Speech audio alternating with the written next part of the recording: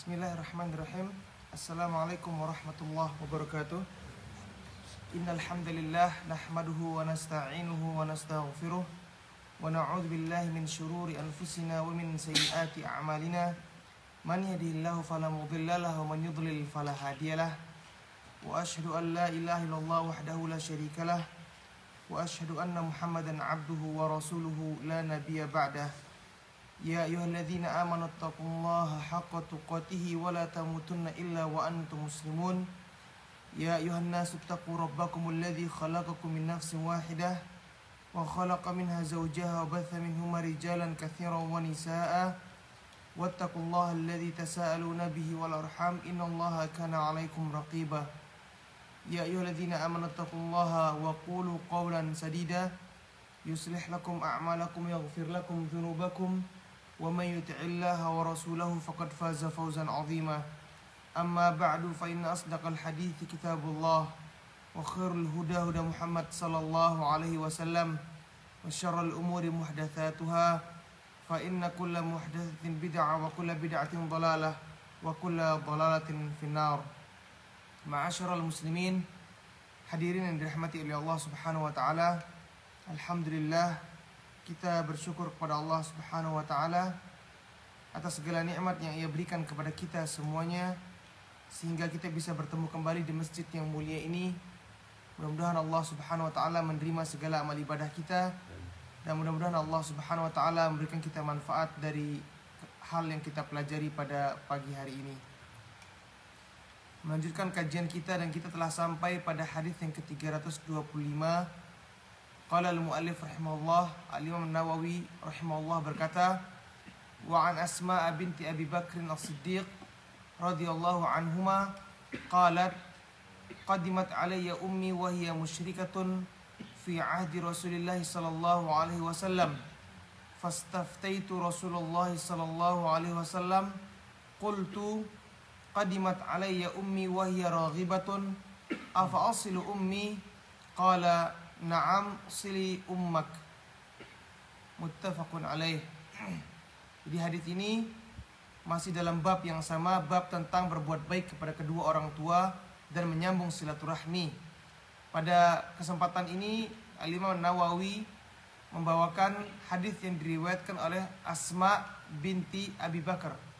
Asma putri dari Abu Bakar As-Siddiq radhiyallahu taala anhuma. Asma adalah saudari dari Aisyah radhiyallahu anha. Asma ini menikah dengan Az-Zubair ibnu Awam radhiyallahu anhu. Kemudian Asma memiliki seorang anak yang bernama Abdullah bin Zubair. Sehingga Abu Bakar Siddiq radhiyallahu ta'ala memiliki beberapa putri dan salah satunya bernama Asma. Qalat, beliau berkata, Asma ini berkata, qadimat alayya ummi wa hiya musyrikatun fi ahdi Rasulillah. Di zaman Rasulullah, kata Asma, ibuku pernah datang menjumpaiku wa hiya musyrikah, dalam keadaan masih musyrik, belum masuk Islam.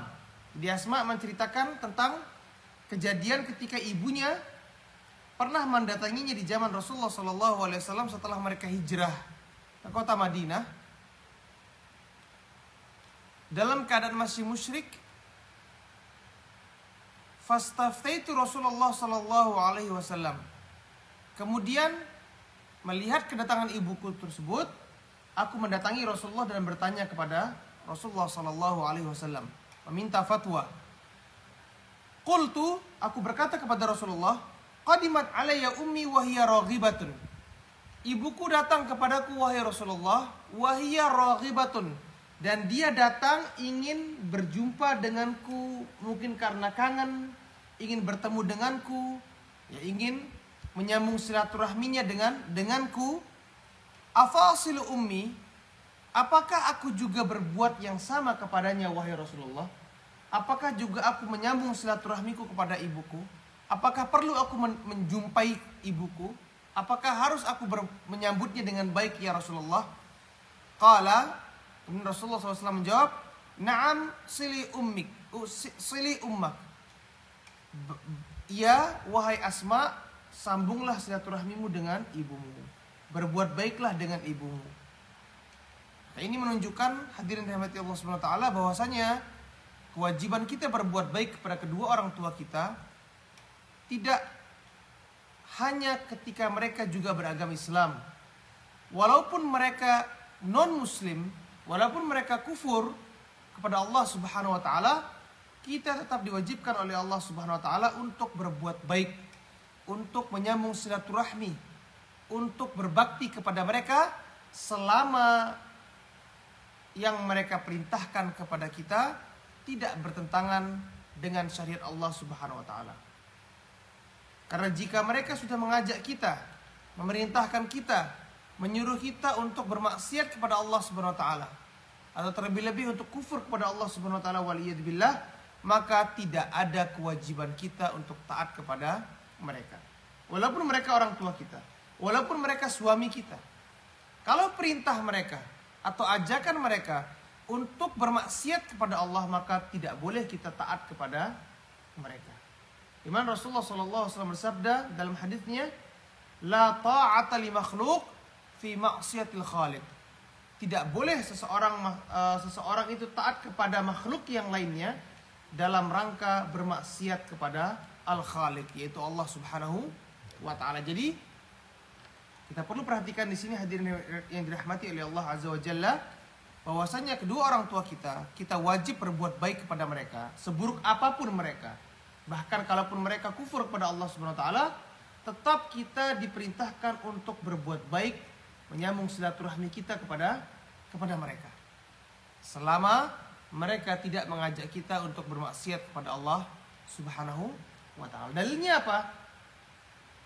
Allah Subhanahu wa taala firman dalam Al-Qur'an, "Wa in jahada," kalau mereka berusaha untuk membuat engkau syirik kepadaku, kata Allah Subhanahu wa taala, "ma laisa laka bihi ilm," yang dimana engkau tidak punya kemampuan untuk berargumen, yang tidak punya kemampuan untuk menjelaskan kepada kedua orang tuanya bahwasanya itu adalah perbuatan yang salah, maka minimal kita apa yang kita lakukan, fala tuti'huma, janganlah kalian taat kepada kedua orang tua kalau mengajak berbuat syirik kepada Allah Subhanahu wa taala.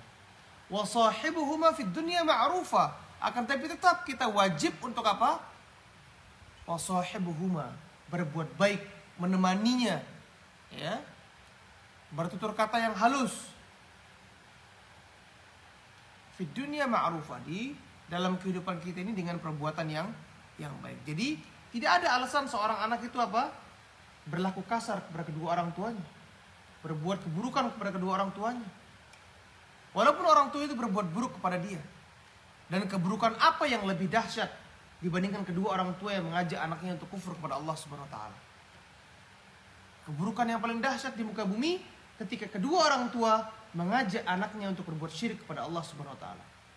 Orang tua seperti itu lebih buruk dibandingkan orang tua yang mungkin memukuli anaknya, ya, menyiksa anaknya misalnya. Itu hanya kerugian-kerugian yang bersifat duniawi. Akan tapi ketika kedua orang tua sudah mengajak anaknya untuk kufur kepada Allah Subhanahu wa taala, maka itu adalah kerugian bukan hanya di dunia, tapi kerugian juga yang bisa didapatkan oleh seseorang ketika dia di akhirat. Dalam keadaan seperti itu pun tetap kita diperintahkan oleh Allah Subhanahu wa taala untuk berbuat baik kepada kedua orang tua kita. Sekarang banyak anak-anak yang tidak mau berbuat baik kepada kedua orang tuanya dengan alasan orang tuanya kasar.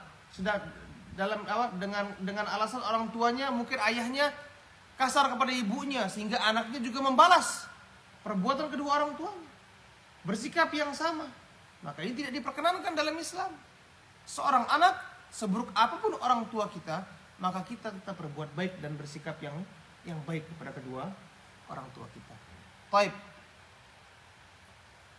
Hadis yang berikutnya,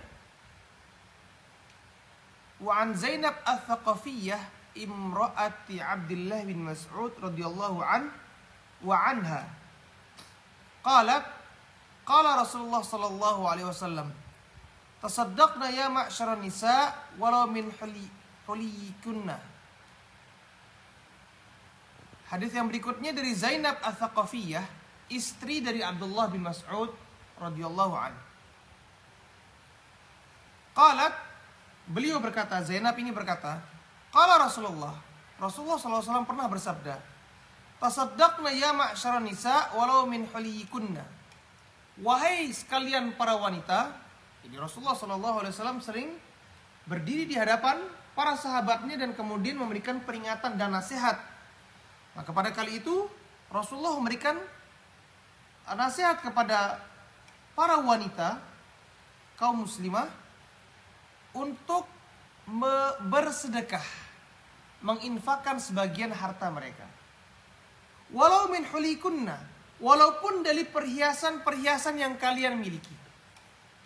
Jadi Rasulullah memerintahkan para wanita untuk bersedekah, mengeluarkan sebagian hartanya untuk diinfakkan di jalan Allah Subhanahu wa taala, walaupun yang kalian sedekahkan itu berasal dari perhiasan-perhiasan yang kalian miliki. Qalat, kemudian Zainab, dan Zainab ini salah seorang wanita yang memiliki harta. Jadi sebagian wanita ya di zaman Rasulullah SAW mereka adalah wanita-wanita yang kaya. Mereka punya kebun kurma, mereka punya kambing-kambing yang digembalakan dan lain sebagainya. Ya. Mereka adalah pedagang. Sebagaimana istri Rasulullah SAW Khadijah adalah seorang wanita yang kaya raya, yang memiliki barang perniagaan, bisnis. Dan begitu juga Zainab ini.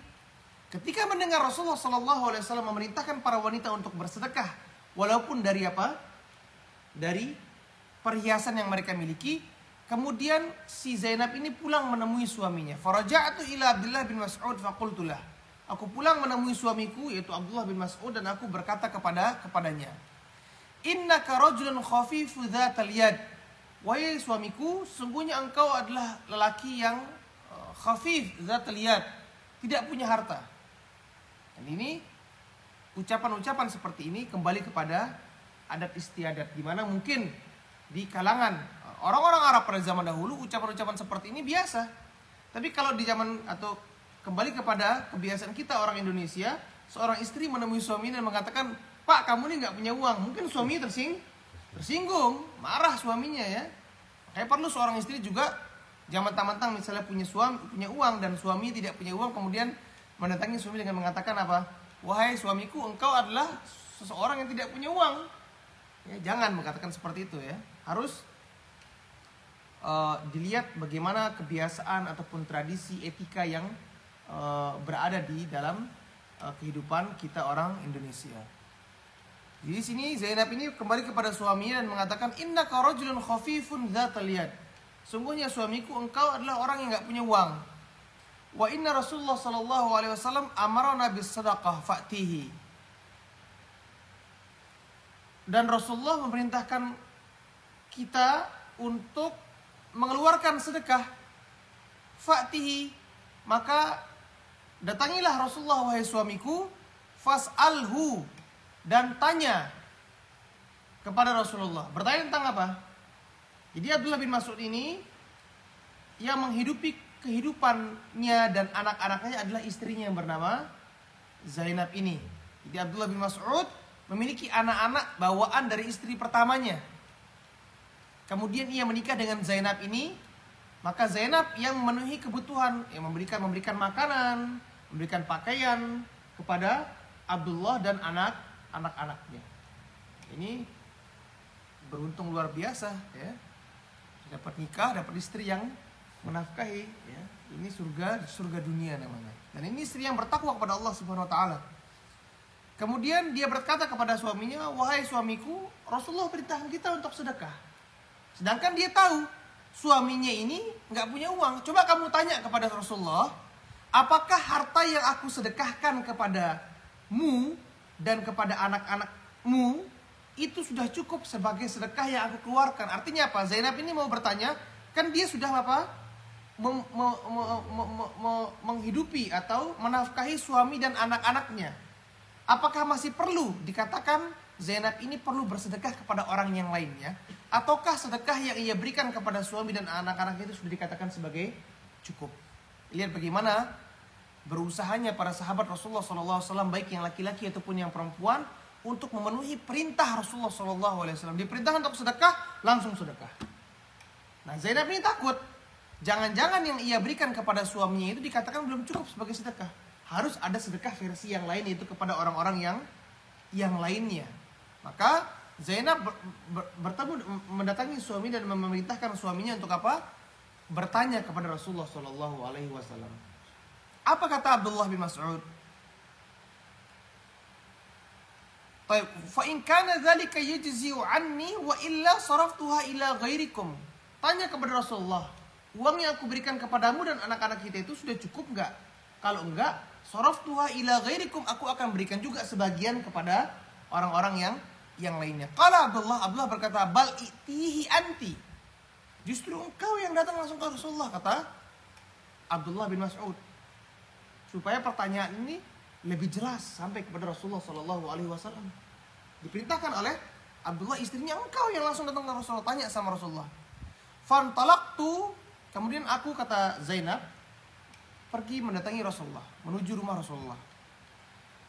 Faidha imra'atun minal ansar bibabi Rasulullah SAW. Ternyata ada seorang wanita Ansar, wanita dari golongan kaum Ansar, juga berada di rumah Rasulullah SAW. Hajati hajatuha, yang dia juga punya kebutuhan untuk bertanya hal yang sama dengan apa yang akan aku pertanyakan. Jadi wanita-wanita kaya datang ke rumah Rasulullah. Wa kana Rasulullah SAW qad ulqiyat alaihi mahabah. Jadi ketika mereka berdua sampai di depan pintu rumah Rasulullah SAW, dan yang sebagaimana kita ketahui, Rasulullah adalah sosok yang penuh kewibawaan. Nggak sembarangan orang mengetok rumah Rasulullah, misalnya mengetuk rumahnya atau berteriak Assalamualaikum Rasulullah. Kadang-kadang ada seorang sahabat yang disebutkan, bahkan seorang sahabat yang bernama siapa? Abu Hurairah radhiyallahu an, pernah tidur di depan pintu rumah Rasulullah SAW, menunggu Rasulullah keluar untuk bertanya. Sampai besok pagi Rasulullah apa? Ingin pergi sholat subuh, buka pintu, ternyata sahabatnya tertidur di depan pintu. Apa kata Rasulullah? Kenapa kamu tidak ngetok pintu? Aku kan nggak tahu kalau ada orang di depan rumahku, kata Rasulullah SAW. Begitu penuh wibawanya dan begitu ya para sahabat Rasulullah SAW memuliakan beliau, sehingga sebagian tidak berani mengetuk pintu, sebagian tidak berani mengganggu Rasulullah SAW, dan mereka memilih untuk berdiri di depan rumah Rasulullah menunggu sampai Rasulullah SAW keluar, dan kemudian mereka ingin bertanya apa yang mereka ingin pertanyakan. Taib, fa kharaja alaina Bilal yang keluar bertemu dengan dua wanita ini. Faqulna lahu, kemudian kita berkata kepada Bilal, kata Zainab, "I'ti Rasulullah fa akhbirhu anna imra'ataini bil babi tas'alanika." Datangilah Rasulullah dan beritahukanlah Rasulullah bahwasanya ada dua orang wanita yang ingin bertanya kepada engkau. Atujzi'u sadaqah anhuma ala azwajihima wa ala aitami fi hujurihima. Tanyakan kepada Rasulullah, ada dua wanita yang bertanya hal yang sama. Apakah cukup uang yang diberikan oleh mereka kepada suami dan anak-anak yatim di rumah mereka? Apakah itu dikatakan cukup sebagai sedekah yang tadi Rasulullah SAW perintahkan para wanita untuk mengeluarkannya? Taib. Kemudian fadakhala Bilalun ala Rasulillah SAW fasalah. Kemudian Bilal masuk menemui Rasulullah SAW dan bertanya kepada Rasulullah. Faqala lahu Rasulullah. Kemudian Rasulullah bertanya kepada Bilal, "Man huma?" Siapa perempuan yang dua tadi itu? Siapa perempuan yang bertanya di luar tadi itu? Di sini Bilal bingung antara memegang amanat yang diminta oleh para wanita tadi itu untuk tidak memberitahukan siapa mereka kepada Rasulullah. Jadi dua perempuan itu mengatakan kepada Bilal, Jangan memberitahukan siapa kita kepada Rasulullah. Karena mungkin canggung atau mungkin malu dan dengan sebab-sebab yang lainnya. Tidak ingin mungkin kehormatan suaminya menjadi jatuh. Karena ditahu suaminya tidak punya uang dan lain sebagainya. Dan ini yang perlu diperhatikan oleh para wanita, para istri, untuk menjaga kehormatan suami Anda. Banyak hal-hal yang berasal dari kehidupan pribadi Anda di dalam rumah, begitu juga suami, untuk tidak dijadikan konsumsi publik, tidak disampaikan, tidak diceritakan. Ya. Menjaga kehormatan suami. Sang istri bertemu dengan temannya cerita, suamiku ini ngasih uang belanja sedikit, ya, dan lain sebagainya. Kemudian suami bercerita kepada teman-temannya, istriku di rumah nggak masak, malas, nggak mau nyuci, nggak mau nyapu dan lain sebagainya. Jadi kedua suami dan istri saling menjaga kehormatan satu dan lain.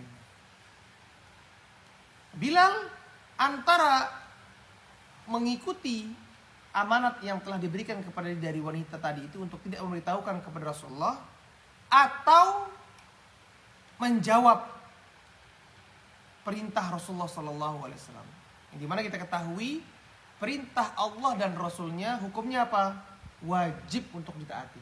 Tidak ada alasan untuk tidak mentaati perintah Allah dan Rasul. Atiullah wa atiur Rasul. Taatlah kalian kepada Allah dan taatlah kalian kepada Rasul. Dan ketaatan kepada Nabi Muhammad SAW muqaddamatun, didahulukan daripada ketaatan kita dari seluruh manusia di muka bumi ini. Ini yang perlu kita ketahui. Taat kita kepada Rasulullah SAW harus didahulukan dibandingkan taat kita kepada seluruh makhluk di muka bumi ini. Orang tua kita meminta A, akan tapi Rasulullah SAW datang dengan memerintah kita untuk B. Yang mana kita perintahkan? Yang mana kita lakukan? Perintah Rasulullah SAW. Rasulullah mengajak kita untuk begini, akan tapi kiai kita minta untuk mengerjakan yang lainnya. Yang mana kita perintahkan? Yang mana kita kerjakan? Yang mana kita kerjakan? Perintah Rasulullah SAW. Lebih kita dahulukan dibandingkan dengan ucapan siapapun di muka bumi ini. Baik itu syekh, kiai, tuan guru, ulama, ustadz dan lain sebagainya.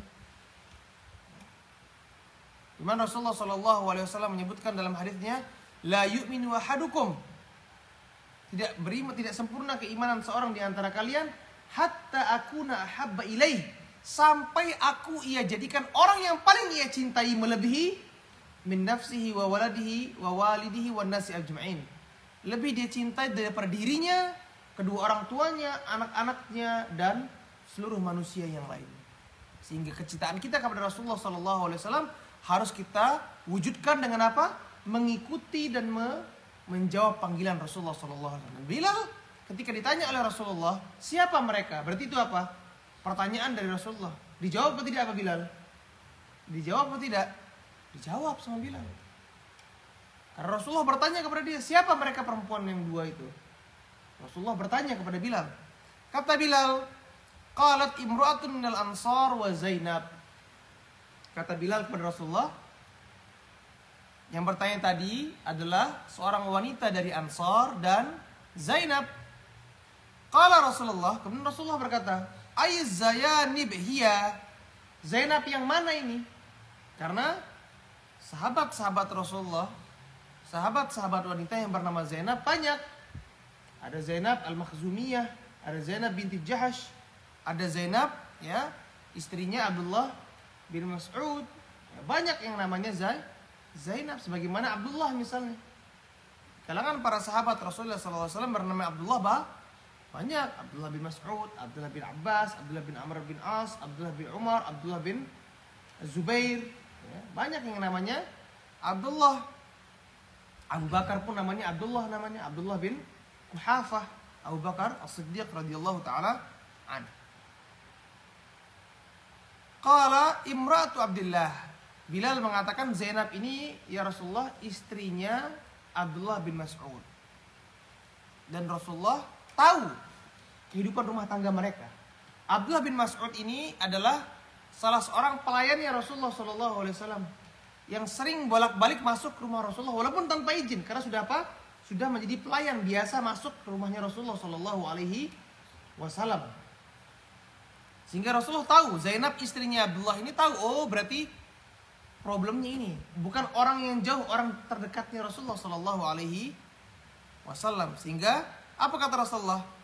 Faqala Rasulullah, maka Rasulullah menjawab, lahuma ajron. Wanita-wanita itu yang menginfakkan harta mereka untuk suami mereka dan untuk anak-anak suami mereka, mereka mendapatkan 2 pahala. Ajrul qarabah wa ajrus sadaqah. Pahala menyambung kekerabatan, menyambung silaturahmi, dan pahala dari mengeluarkan sedekah. Kembali lagi saya katakan, tidak ada larangan kita untuk bersedekah kepada orang yang lainnya. Akan tapi kalau kita mau cerdas dan kalau kita mau memanfaatkan ya waktu yang sangat singkat ini untuk meraih pahala yang sebesar-besarnya, maka kita berusaha untuk mengerjakan hal-hal yang lebih besar pahalanya. Dan bersedekah kepada sanak famili kita, keluarga kita, menghasilkan pahala yang lebih besar dibandingkan sedekah kepada orang yang lain. Sehingga kalau kita memiliki kelebihan harta, maka perhatikan siapa dari sanak famili kita untuk kita berikan apa? Berikan bantuan dari kita. Hadirin yang dirahmati Allah Subhanahu wa taala, hadis yang terakhir, wa Nabi Sufyan Sakhar bin Harb radhiyallahu an fi hadithihi at-tawil fi qissati Hiraql anna Hiraqla qala li Abi Sufyan famadha ya'murukum bihi, ya'ni Nabi sallallahu alaihi wasallam, qala qultu yaqulu ubudullaha wahdahu wa la tusyriku bihi syai'a watruku ma yaqulu aba'ukum wa ya'muruna bis salah was-sidq wal 'afaf was-silah, muttafaqun alaih. Di hadis yang terakhir ini adalah hadis yang diriwayatkan oleh Al-Imam Bukhari dan Muslim dalam sahih mereka. Dari sahabat Abu Sufyan, Sakhar bin Harb radhiyallahu anhu. Jadi Abu Sufyan ini nama aslinya adalah Sakhar ibn Harb. Abu Sufyan adalah siapa? Siapa Abu Sufyan? Ayah dari Muawiyah bin Abi Sufyan. Dan Abu Sufyan ini bukan orang sembarangan. Beliau adalah siapa? Mertuanya Rasulullah SAW. Ayah dari Maimunah, istri Rasulullah SAW. Jadi Abu Sufyan ini adalah mertuanya Rasulullah SAW. Fi hadithi tawil fi qissati Hiraql. Jadi Abu Sufyan sebelum beliau masuk Islam, Abu Sufyan ini adalah seorang saudagar, ketua rombongan kafilah dagang dari kota Mekah, yang sering pergi dari Mekah menuju Konstantinopel atau Turki untuk apa? Berjualan di sana, ke Syam, ke Turki. Dan ketika awal diangkatnya Rasulullah SAW menjadi seorang nabi, Abu Sufyan ini pernah dalam keadaan kondisi perjalanan perdagangan ke Konstantinopel, ya, ke Turki. Bertemulah Abu Sufyan ini dengan Hiraql, yaitu raja Romawi yang pada saat itu berada di tempat atau berada di Turki pada saat itu. Kemudian kisahnya panjang atau hadis ini panjang. Jadi Abu Sufyan ini bertemu dengan raja Romawi ini, dan raja Romawi ini bertanya kepada Abu Sufyan tentang beberapa hal yang sedang marak terjadi. Jadi hot news atau berita-berita yang sedang viral di zaman itu ditanyakan oleh siapa? Hiraql ini. Dia bertanya kepada Abu Sufyan tentang seseorang yang mengaku nabi di Jazirah Arab, yaitu di kota Mekah. Dan Hiraql ini atau raja Romawi ini adalah seseorang yang membaca kitab Injil. Dia tahu betul bagaimana Nabi Muhammad itu adalah nabi terakhir. Dia tahu. Disebutkan dalam Injil ciri-cirinya sebagaimana nabi, seperti apa nabi yang akan datang di akhir zaman itu dia tahu. Disebutkan dalam Injil ciri-cirinya, ya. Dan ini menunjukkan apa? Bahwasanya seluruh nabi akan berlaku demikian yang sama. Apa kata Hiraql? Famadza ya'murukum bihi? Seseorang yang mengaku sebagai nabi itu apa yang ia perintahkan? Apa yang ia ajak kalian di Jazirah Arab itu? Apa yang dibawa sama dia? Kata Abu Sufyan, yaqul u'budullaha wahdahu wa la tusyriku bihi syai'a. Yang nabi itu atau seseorang yang mengaku nabi itu mengajak kita untuk beribadah hanya kepada Allah dan tidak berbuat syirik sedikit pun. Mengajak kepada tauhid. Ini yang perlu kita ketahui. Di seluruh nabi itu asas dakwahnya adalah mengajak orang kepada tauhid. Beribadah hanya kepada Allah dan meninggalkan perbuatan syirik. Itu asas dakwah para nabi, seluruh nabi. Nabi Muhammad SAW. Dan bukan hanya nabi saja. Setiap orang yang diutus oleh Rasulullah untuk berdakwah, Rasulullah pasti ngajarin. Dan siapa orang yang paling hebat dakwahnya melainkan Rasulullah SAW? Siapa dai yang lebih hebat dibandingkan Rasulullah SAW? Yang paling baik ucapannya, yang paling ganteng, yang paling gagah. Banyak orang yang alhamdulillah mungkin ya mendapatkan hidayah karena apa? Ustadznya ganteng. Jadi apa? Senang dengerin pengajiannya. Ya dengan itu jalannya lama-lama akhirnya mendapatkan hidayah. Siapa yang lebih tampan dibandingkan Rasulullah SAW? Siapa yang lebih baik ucapannya dibandingkan Rasulullah SAW? Siapa yang paling penuh kewibawaan dibandingkan Rasulullah SAW? Dibandingkan seluruh dai yang ada di muka bumi ini. Tidak ada tandingan. Kita lihat bagaimana dakwahnya Rasulullah. Beliau tahu bagaimana dakwah yang paling benar. Sehingga beliau SAW memulai dengan apa? Dakwah tauhid. Inilah dakwahnya para nabi. Dan Rasulullah ketika memerintahkan para sahabatnya untuk apa? Menyebarkan dakwah. Apa kata Rasulullah? Di antaranya kepada Mu'adz, ya Mu'adz, innaka ta'ti qauman ahla kitab. Wahai Mu'adz, sungguhnya engkau akan menjumpai orang-orang ahli kitab. Falyakun awwalu ma tad'uhum alaihi syahadatu an la ilaha illallah wa anna Muhammadar Rasulullah. Maka yang pertama-tama engkau ajak mereka adalah apa?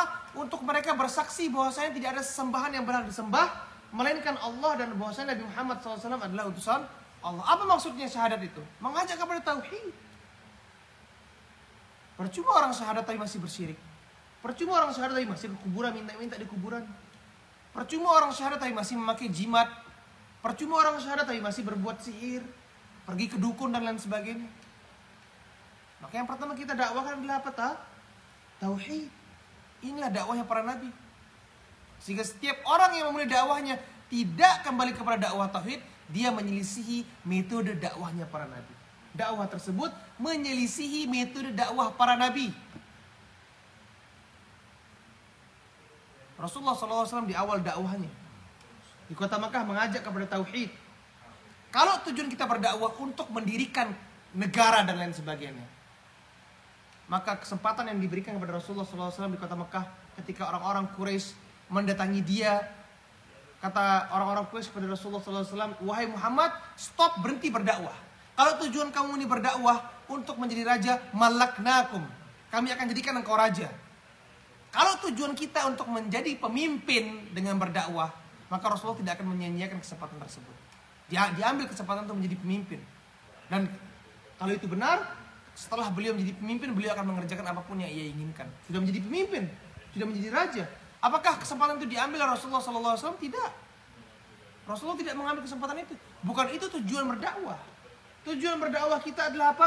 Agar manusia beribadah hanya kepada Allah SWT. Agar peribadatan kepada Allah tegak di muka bumi ini. Agar kesyirikan diberantas di muka bumi ini. Itu tujuan kita berdakwah. Adapun hal-hal yang datang belakangan selain itu, ya, umat Islam jaya, umat Islam menjadi pemimpin, umat Islam berkuasa, itu adalah apa?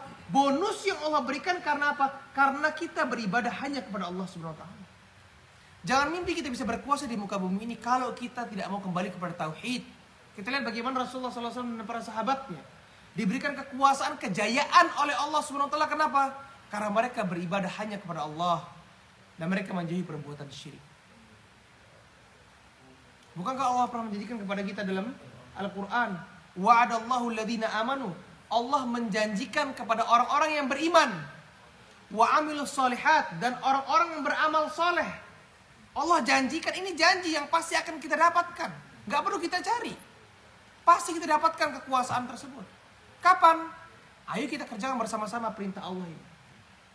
Wa'adallahu alladziina aamanu, Allah menjanjikan kepada orang-orang yang beriman, wa 'amilus shalihat, dan beramal saleh, la yastakhlifannahum fil ard, Allah akan jadikan mereka khalifah di muka bumi ini. Jadi pemimpin kita berkuasa sebagaimana Rasulullah dan para sahabatnya berkuasa di zaman dahulu. Hanya perlu beberapa tahun saja menguasai dunia Rasulullah sallallahu alaihi wasallam. Wala yumakkinannahum dinahum alladzi irtadalahum, dan Allah akan kokohkan agama Islam ini menjadi kokoh, menjadi penuh kewibawaan. Dulu orang mendengar nama Islam itu gemetar.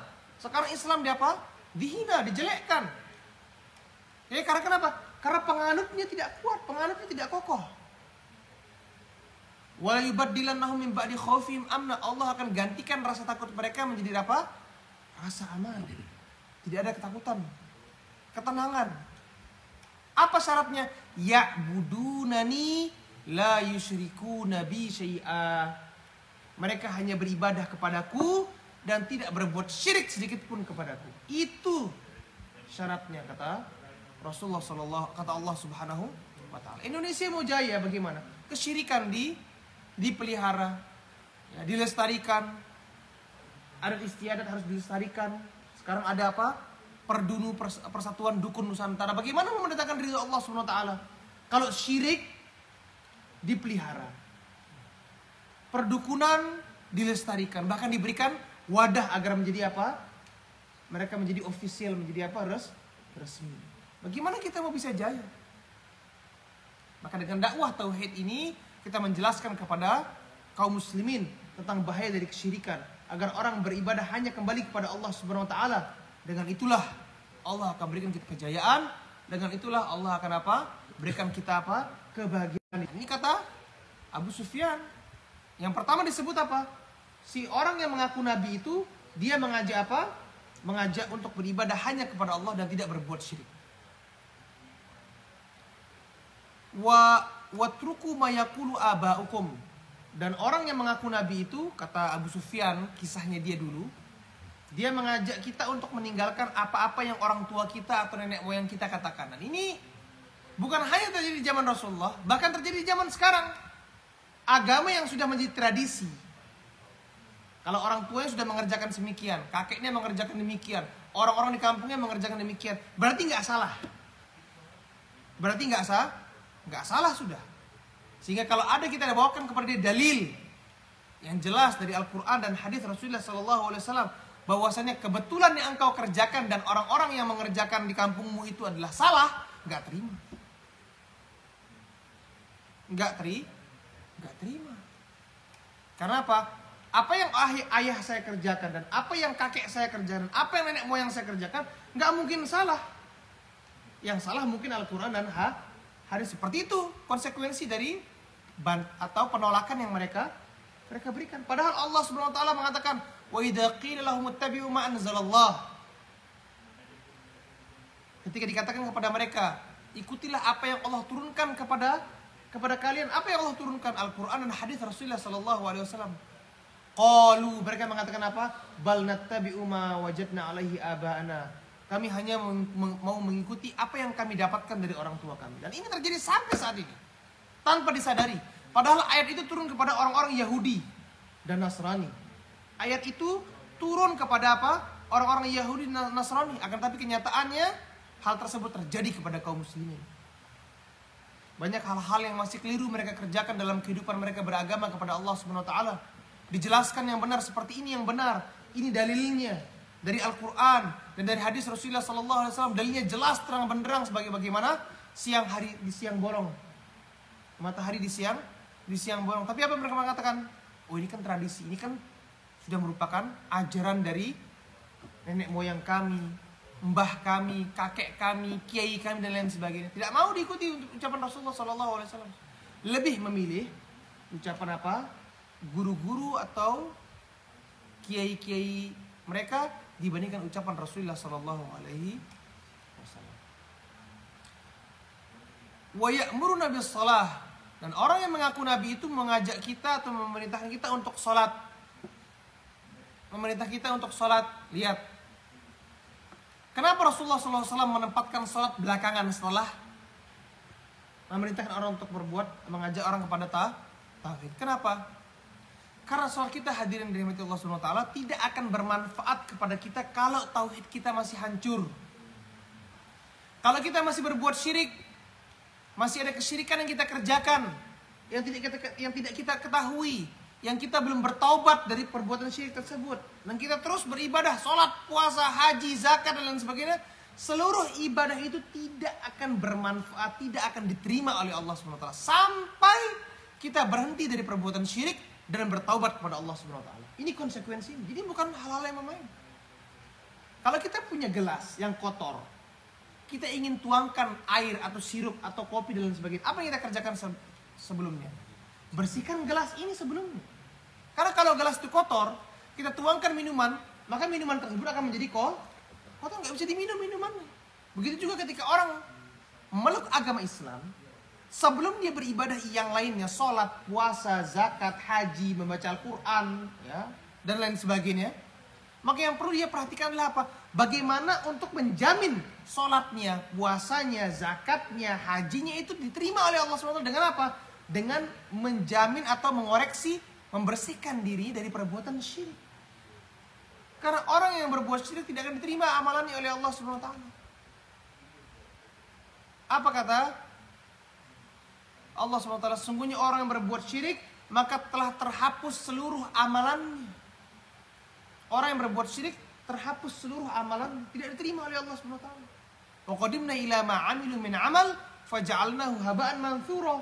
Dan kami tunjukkan kepada orang-orang yang berbuat syirik itu amalan-amalan yang telah mereka kerjakan di dunia, faja'alnahu haba'an mantsura, dan kami jadikan debu yang berterbangan. Enggak diterima oleh Allah SWT. Karena sangat keliru orang sibuk dengan hal-hal yang lain daripada hal yang paling fundamental. Kita mau wafat dan bertemu dengan Allah SWT dalam keadaan membawa pahala, iya apa tidak? Kita ingin membawa pahala. Nah, bagaimana bisa menjamin pahala kita diterima oleh Allah? Dengan membersihkan diri kita dari apa? Dari dosa syirik, bertobat kepada Allah SWT. Dan seseorang nggak akan tahu dia berbuat syirik apa enggak, atau orang nggak akan tahu bahaya syirik kalau dia nggak belajar. Kalau dia nggak belajar apa itu syirik, apa yang termasuk syirik, apa yang harus ditinggalkan, kalau dia nggak belajar nggak akan tahu dia. Kalau kita nggak belajar, kita nggak akan tahu. Oleh karenanya kita belajar akidah, tauhid, bagaimana beribadah pada Allah Subhanahu wa taala, dan bagaimana meninggalkan perbuatan-perbuatan syirik agar kita terhindar dari bahaya syirik. Wa ya'muruna bis shalah, dan kemudian orang itu mengajak kita untuk salat. Wasidq, mengajak kita untuk apa? Jujur. Dan ini adalah akhlak Islam. Islam tidak pernah mengajak seseorang untuk apa? Berbohong. Sehingga kalau ada ajaran agama yang membolehkan berbohong dengan dalih mendapatkan pahala karena kebohongannya, maka itu adalah agama yang keliru. Sebagian memperbolehkan berbohong dalam rangka apa? Taqiyah, menutup diri, dan menganggap itu apa? Berpahala. Islam tidak pernah mengajak seorang pada berbohong. Islam mengajak orang untuk jujur. Tidak ada bohong dalam Islam. Ya, kecuali tiga hal yang diperbolehkan seorang itu apa? Untuk apa? Berbohong. Dan sebagian ulama mengatakan berbohong di situ pun berbohong yang bukan zohirnya berbohong, akan tapi menggunakan ucapan-ucapan yang apa?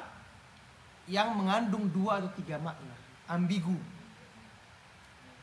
Sebagaimana ucapan seorang istri kepada suaminya, suami kepada istrinya. Kemudian ucapan seseorang yang apa? Ingin mengislah, memperbaiki hubungan 2 orang yang sedang bertikai dan dalam keadaan perang. Ini saja hal-hal yang diperbolehkan seseorang itu apa? Untuk kalau kita katakan kita sepakati dengan apa? Berbohong. Selain itu tidak ada dalam Islam boleh berbohong. Tidak ada diperkenankan yang namanya berbohong. Wal afaf, dan orang yang mengaku nabi itu memerintahkan kita untuk apa? Mengerjakan afaf. Afaf itu apa? Menjaga diri dari hal-hal yang haram. Menjaga diri untuk tidak terjerumus kepada hal-hal yang dosa. Baik itu dosa yang bersifat syahwat ataupun dosa yang bersifat syubhat. Dua-duanya ini bahaya. Syahwat, hal-hal yang kembali kepada hawa nafsu kita. Zina, khamar, mencuri, membunuh, kembali kepada apa? Dorongan kuat dari hawa nafsu seorang untuk berbuat dosa. Adapun syubhat adalah dosa yang atau kesalahan yang timbul dari salah dalam pemikiran. Pemikiran yang salah sehingga dia bertindak yang salah. Ini yang perlu kita jauhi. Dan afaf ini adalah menahan diri dari perbuatan-perbuatan buruk, menjaga kehormatan kita. Karena seorang mukmin ketika dia berbuat dosa, berbuat maksiat, kehormatannya jatuh. Dan seorang muslim mulia karena apa? Karena dia bertakwa kepada Allah SWT. Ketika dia meninggalkan takwa, kemuliaannya jatuh, kehormatannya runtuh. Seorang mukmin mulia karena takwa kepada Allah Subhanahu wa taala. Wasilah. Dan yang terakhir, ini adalah poinnya. Orang yang mengaku nabi itu, kata Abu Sufyan, dia mengajak pemerintah kita untuk apa? Silah, menyambung silaturahmi. Jadi tidak ada, Islam itu datang untuk merusak hubungan keluarga. Kalaupun ada orang yang akhirnya ribut sama keluarganya gara-gara beda pemahaman, maka itu kesalahan personal. Dakwah yang hak, dakwah yang benar ini tidak pernah mengajak kita untuk apa? Ribut sama orang tua kita, walaupun dia salah. Ribut sama saudara kita, walaupun dia salah, masih dalam keadaan apa? Dalam keadaan yang salah, masih dalam pemahaman yang salah, masih mengerjakan kesalahan, masih dalam perbuatan-perbuatan yang salah. Tidak ada. Nah, kalaupun itu terjadi, itu kesalahan individu. Si fulan tadi itu yang salah, kok ribut sama keluarganya? Karena dakwah yang hak, dakwah yang benar ini mengikuti dakwah Rasulullah SAW. Dan dakwahnya Rasulullah mengajak orang untuk apa? Menyambung silaturahmi. Jadi itu dia perintah Rasulullah SAW untuk kita menyambung silaturahmi kepada kedua orang tua kita, walaupun kedua orang tua kita apa? Berbeda agama, bukan beda partai atau beda organisasi. Anda organisasi sebelah, saya organisasi ini, Anda kelompok sebelah, saya kelompok ini, kemudian apa? Tidak tegur sapa, kemudian tidak apa? Tidak berbuat baik kepada kedua orang tuanya atau kepada saudaranya. Ini orang tuanya sudah non muslim ini. Bukan hanya non organisasi, non muslim, masih diperintahkan kita untuk apa? Untuk berbuat baik kepada kedua orang tua kita oleh Allah Subhanahu wa taala. Mungkin ini bisa sampaikan pada pertemuan kali ini, kurang lebih saya mohon maaf. Insyaallah kita akan lanjutkan pada pertemuan berikutnya. Tutup sampai di sini. Subhanakallahumma bihamdika asyhadu an la ilaha illa anta astaghfiruka wa atubu ilaik. Assalamualaikum warahmatullahi wabarakatuh.